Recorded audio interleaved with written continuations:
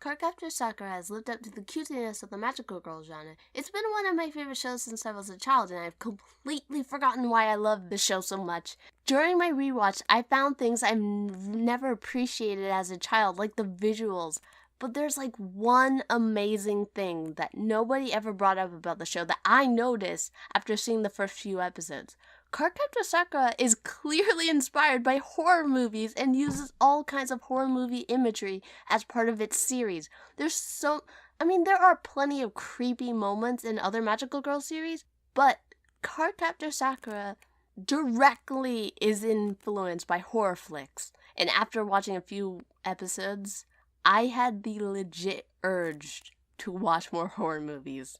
Cardcaptor Sakura gave me a craving for horror movies. Okay, this becomes less surprising once you realize that the Elfen Lied's director, Mamoru Kanbei, actually worked as an episode director for Cardcaptor Sakura. He got the episodes with some of the most dangerous cards, and the horror elements are the strongest in his episodes. Though Elfen Lied is not a good horror anime, his episodes are really good. Episode 5 of Cardcaptor Sakura opens up with a jump scare with plushies being possessed. This scene plays off for as hilarious. I mean, come on. It's the jump card doing a jump scare.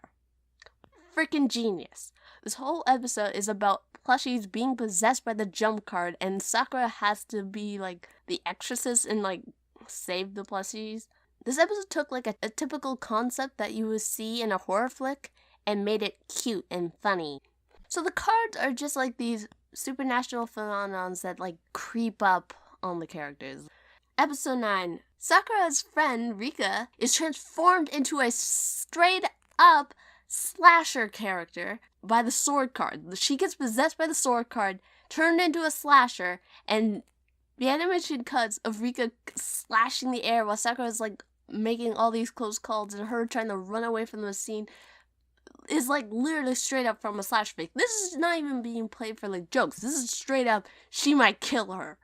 Sakura does even that cliche thing where you're frustratedly trying to open the door and then look over your shoulder, even though it's totally pointless because don't look over your shoulder. You gotta focus on opening the freaking door because that's not gonna help you open the freaking door looking back. You gotta run. You just gotta run.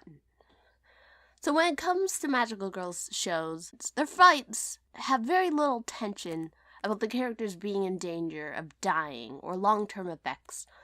All they really gotta do is tire out the enemy and then pull a sweet animated finishing move. Most Magical Girl characters, if they're a battle anime, they have super strength and they are fine. Cardcaptor Sakura is a combination of a battle Magical Girl series and an old school witches. Sakura's powers in the beginning are very limited. All she has in the beginning is really her own athletic ability. She's pretty physical, but she doesn't have super strength unless she has the power card, but she is freaking human, and those cards can injure her or kill her. Those cards have tried to kill her. Oh my god, there's too many episodes where she legit almost dies. Cardcaptor Sakura kind of plays down the crazy shit the characters do almost a bit too much. We gotta give Sakura more street cred for being a badass, because in episode 1, she catches the fly card, and the way she does it, she freaking rollerblades up the side of a wall and jumps on it without even using magic, which is amazing on its own and dangerous as hell, because if she just missed, if she was off just a bit, she would have fell to her death. She would have broken everything. The clock cards do fucked up shit. Freeze legit tries to kill everybody. Or Watery tries to drown a penguin, and that's just evil. Episode 13 starts off with a first perspective scene. The power card stomps around the park and then murders King Penguin, which is the playground thing. That weird thing, you know what I mean. The fact that power card's true form is actually a little girl is an allegory for the show itself.